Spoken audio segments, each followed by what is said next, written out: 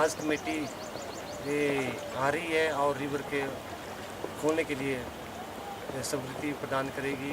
वो अपने technical fault देखेगी, क्या इस रिवर में क्या है क्या नहीं, यहाँ पे कमर्शियल राफ्टिंग हो सकती है या नहीं, तो उसका निर्णय आज होगा। इसका ट्रैक संभावना है कमर्शियल राफ्टिंग अच्छी हो सकती है, बाकी तो कमेटी ही अंतिम निर्णय देगी। वहाँ की अपेक्षा यहाँ पे रिवर जो है सेफ है, यहाँ पे एक्सीडेंट की संभावना बहुत कम है।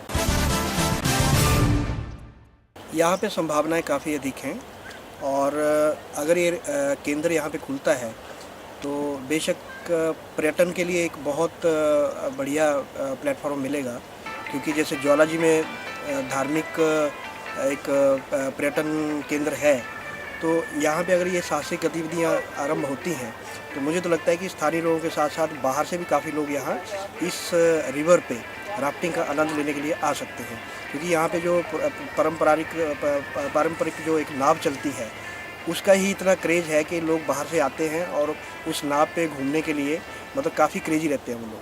तो मुझे लगता है कि अगर ये प्रोफेशनली ये चीज़ स्टार्ट होती है तो नदौन के लिए, नदौन वासियों के लिए और आसपास के क्षेत्र के लोगों के लिए एक बड़ी बात होगी।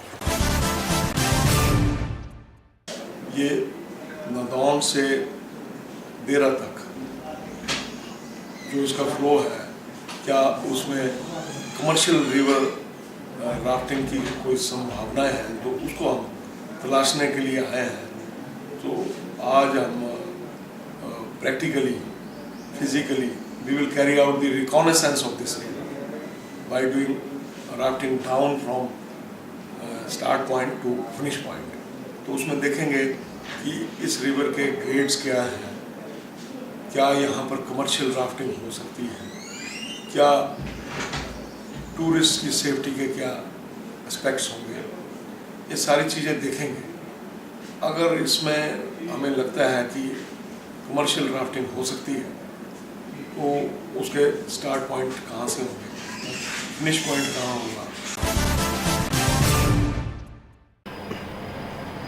लोगों से हमें शिकायत मिल रही थी कि जो बरसॉप है और ITI का जो रोड है, लेकिन नाल्टी रोड जो है सरकारी बसें हैं 4 की लगातार पिछले 15-20 दिन से खड़ी हो रही थी, जिस नर में लोगों का जो है बहुत रोज़ था कि जाम लग रहा है।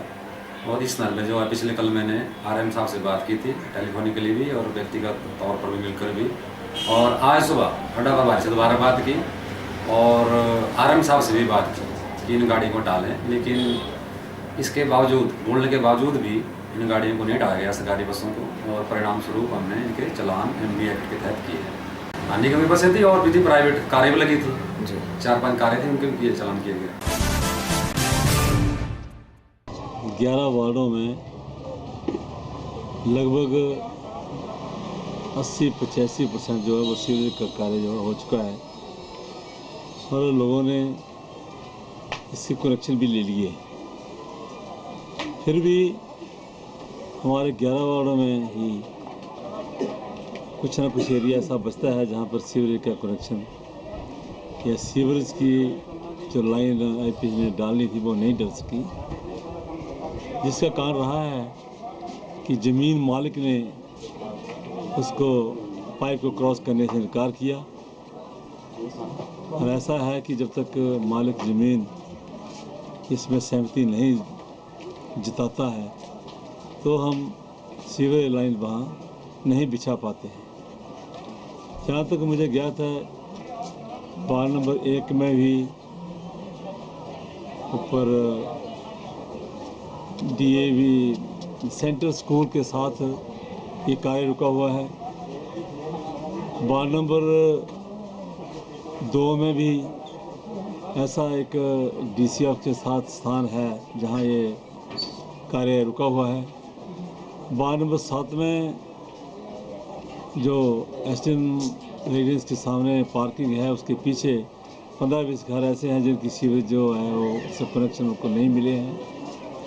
वार्ड नंबर 5 में भी ऐसी जगह है जहां पुराना हॉस्पिटल की पिछली तरफ 10-12 घर है जिनको सीवरेज कनेक्शन नहीं हुए हैं। और तकरीबन ये 11 वार्डों में हर जगह ऐसी सिचुएशन है कि जहां 10-10, 20-20 घर ऐसे हैं कि जिनके कनेक्शन नहीं हो पाए हैं।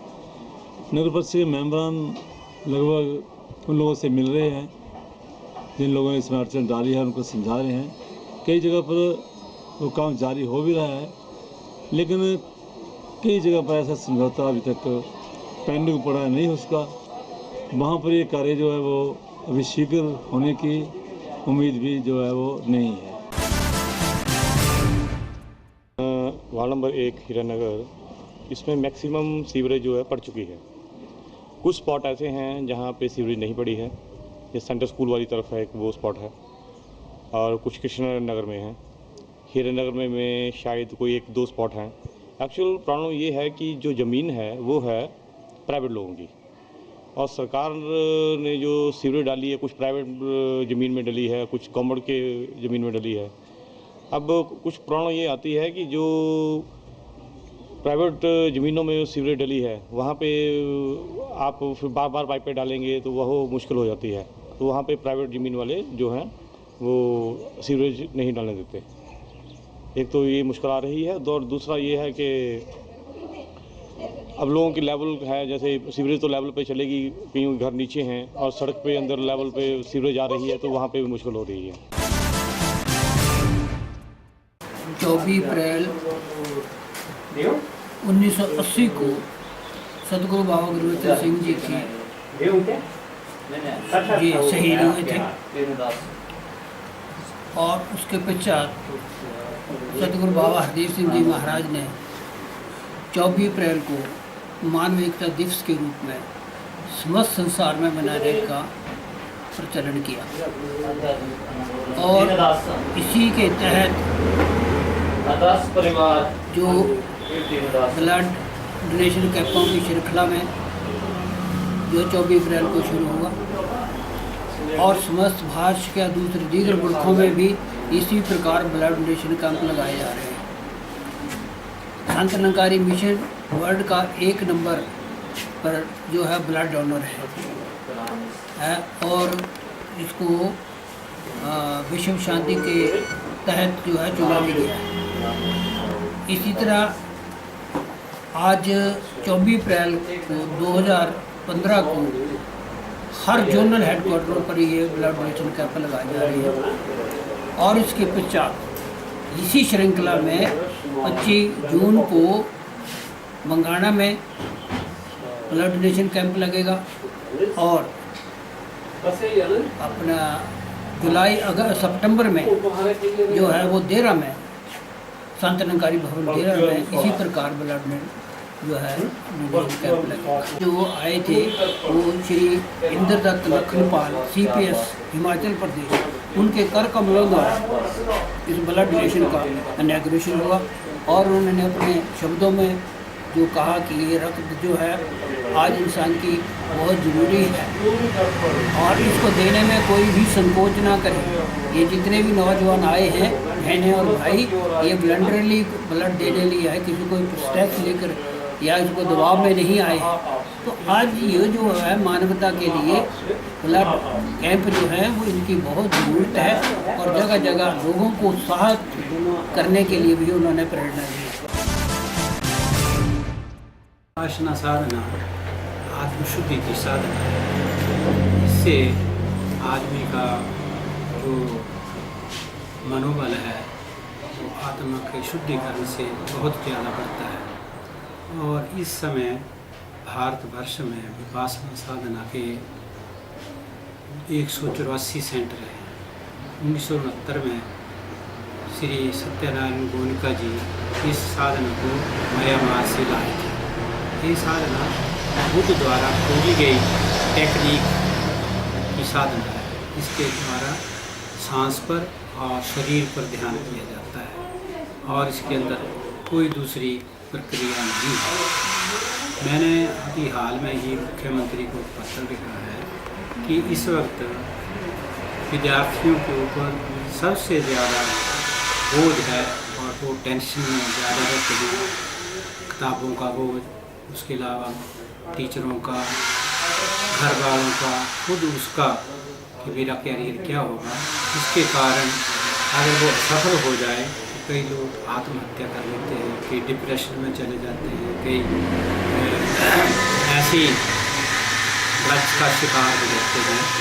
तो 2011 से महाराष्ट्र सरकार ने मित्रा आनापान केवल 10 मिनट की साधना है उसको शुरू किया है। उसके वहाँ पर बहुत अच्छे रिजल्ट आए हैं और गुजरात में भी शुरू किया है। और इसके अलावा अब दिल्ली में भी दिल्ली गवर्नमेंट ने ऐलान किया कि वो भी शुरू कर रहे हैं। हाल ही में प्रधानमंत्री ने IAS ऑफिसरों को संबोधित करते हुए कहा कि आप लोग तनाव के अंदर काम मत करें।